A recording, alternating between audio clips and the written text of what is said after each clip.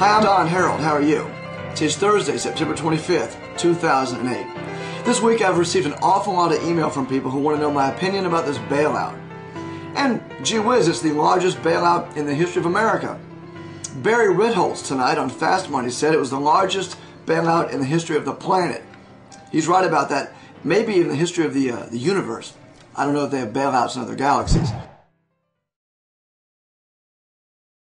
Look, keep in mind exactly what we're doing here. This is going to be the biggest bailout, not in American history, in the history of planet Earth. Is it asking too much for the Congress to say, let's not go home, let's take a week, let's do this intelligently, let's think about this, let's not just ram through some half-assed last-minute thing, let's get this right the first time instead of having to come back 6 months later and saying, gee, we messed this up, we messed that up. Yeah. Let's see if we can actually do something positive and intelligent instead of harried and last minute and on the cheap. Well, but you might expect that I'd have something to say.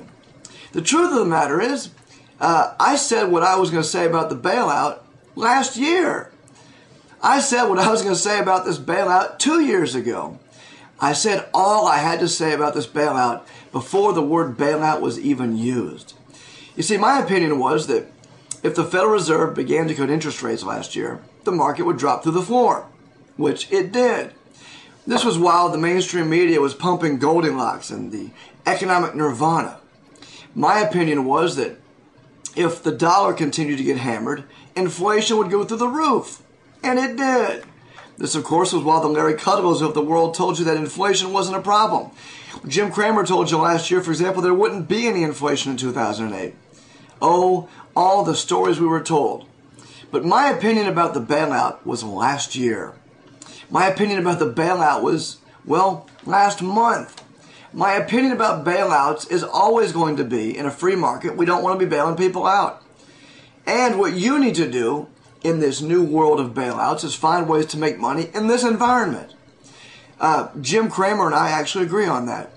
I don't agree that the bailout is necessarily the positive that Jim does, but I do believe that the time for blaming, name-calling, and second-guessing is over.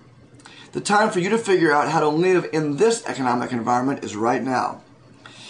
Now, I'm going to begin a series of videos where I teach you how to make money in the market, how to shore up your family's finances, what you can do to start a home-based business, all sorts of things. And maybe a year or two down the road, there'll be some other crisis, and you might want my opinion about that. And I'm going to turn you back to these videos in the same way I'm turning you to my videos last year and say to you the following.